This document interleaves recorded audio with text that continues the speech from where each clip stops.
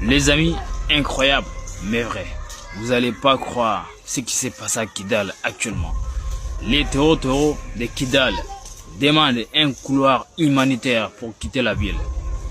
Les amis, c'est incroyable.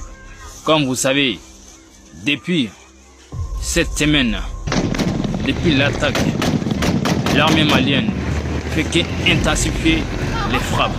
Les taureaux de Kidal sont en train de demander une assistance humanitaire.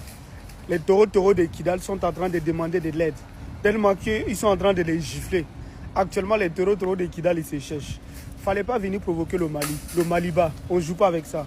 En tout cas, la famille, on dit les taureaux sont en train de demander de l'aide. C'est chaud actuellement sur les taureaux. En tout cas... L'heure est grave face à la menace terroriste au Mali. La Russie de Vladimir Poutine, en coordination avec le gouvernement dirigé par Assimi Goïta, a clairement enclenché une montée en puissance pour anéantir les ennemis de la paix. La situation a basculé dans une nouvelle phase, plus intense, plus déterminée. Après la mort du général Sadio Camara, les FAMA, appuyés par l'armée russe, ont accéléré le rythme des opérations. La riposte s'est durcie, les actions se sont intensifiées, avec un seul objectif, neutraliser définitivement les forces hostiles et restaurer la stabilité sur l'ensemble du territoire. Les Russes et les FAMA mènent actuellement de violentes frappes aériennes contre les groupes terror à Kidal. Information confirmée par Africa Corps. Depuis hier, plusieurs positions ont été sévèrement touchées dans différentes localités par la coalition russo-malienne. La riposte est en cours et, comme je vous l'avais déjà annoncé, elle sera extrêmement dure, violente, brutale et impitoyable contre ces groupes terror que certains ressortissants de pays voisins au Mali tentent de présenter comme de simples rebelles afin de masquer leur soutien et leur sponsoring. Ces groupes ne tiendront pas Kidal. Ils ne pourront s'installer durablement nulle part. Ils seront traqués sans relâche, puis neutralisés. Vous avez certainement remarqué que dans une partie de la presse française, ainsi que dans les médias de certains pays voisins, les messages relayés proviennent presque exclusivement des groupes terror. Ils annoncent prétendument un siège militaire de Bamako, alors que ces terreaux peinent déjà à survivre face aux frappes aériennes et à contrôler les villes environnantes. Leur véritable rêve est de voir le nord du Mali tomber sous contrôle terreau. Ils veulent une partition du Mali parce qu'ils s'identifient à ces terreaux qu'ils hébergent et financent. Mais le Mali vaincra. Mali puissance, Amaïde, Assimi Goïta puissance, Amaïde. Les taureaux de Kidal sont en train de demander une assistance humanitaire. Oui, ils sont en train de demander de l'aide pour quitter la ville de Kidal. Mais non, ils ne vont pas quitter Kidal.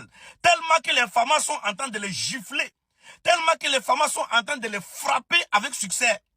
Les terreaux demandent de l'aide. Ils demandent un couloir pour quitter la ville. Mais personne ne va quitter la ville. Fallait pas chercher le Maliba. Fallait pas venir provoquer le Mali. Ce que vous avez cherché là, vous avez trouvé ça. Oui, famille, partagez la vidéo au maximum. Les terreaux de Kidal demandent une assistance humanitaire pour quitter la ville de Kidal. Non, personne ne va quitter, famille. Dites-moi en commentaire, est-ce que quelqu'un doit quitter là-bas? Non, personne ne doit quitter Kidal. Personne. Vous n'avez pas dit que vous êtes des garçons? Vous n'avez pas dit que vous voulez prendre le pouvoir? Pourquoi vous voulez quitter Kidal? Pourquoi vous demandez une assistance humanitaire? Vous n'allez pas quitter. Ce que vous avez provoqué au Mali là, vous allez goûter ça aussi. C'est de ça qu'il s'agit. Comme le capitaine Ibrahim Traoré a dit, vous pouvez venir attaquer l'AES, mais repartir, Ibafoy.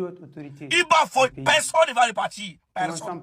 Personne ne va repartir. Vous allez lire sur calendrier chinois. La patrie ou la mort, nous vaincrons.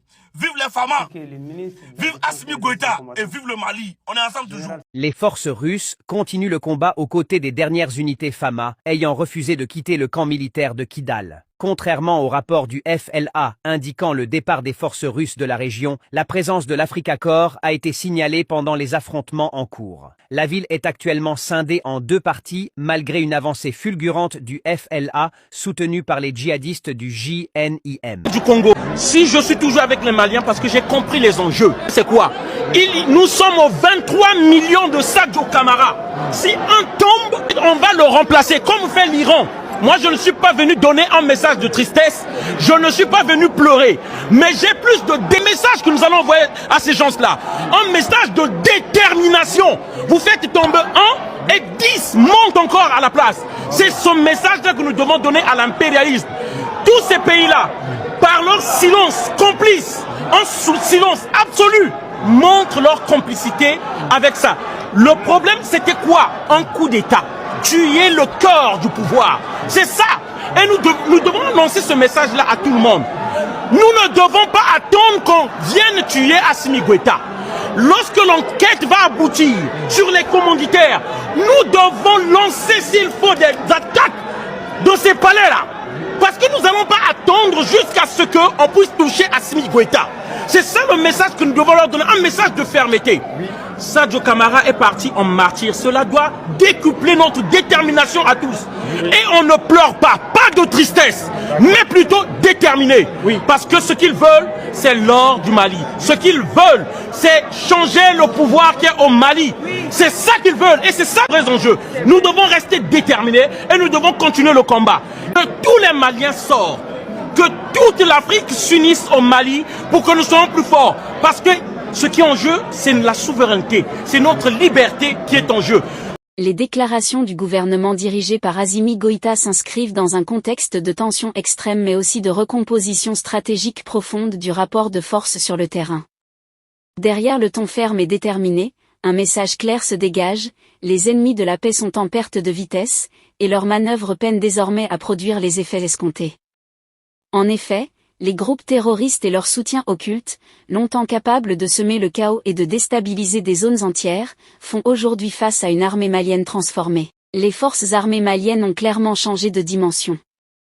Mieux équipées, plus offensives et surtout appuyées par une coopération militaire renforcée, elles imposent progressivement un nouveau rapport de force.